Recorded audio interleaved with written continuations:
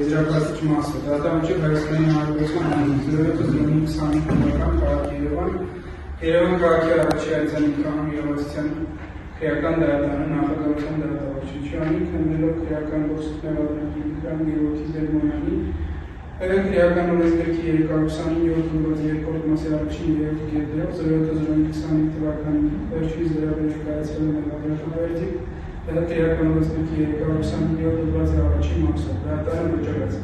Տիրոն Գևորգի Դերմոնյանի ներառող ճանաչել է քրեական օրենսգրքի 329-րդ մասի առաջին մասով նախատեսված արարքներ եւ պատիժ նշանակել Կուբան նվազագույն աշխատավարձի հնդապատիկի 375,000 դրամի չափով, քննիչի որոշման որպես արտավարքային փաստաթղթ ճանաչված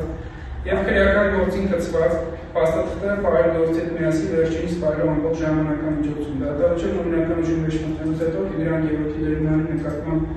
ընտրված խաղաղամիջոց Հայաստանի Հանրապետությունից բացակայելու արգելքի եւ դրանով պայմանավորված սահմանափակումները վերացնել, վարակային ծախսերի հարցահամարելուց Դատավճիռը կարող է բողոքարկվել Հայաստանի Հանրապետության վերաքննիչ քրեական դատարան այս ստանդարտավորված հետո մեկ ամսյա ժամկետով, իսկ այդտեղից հատված։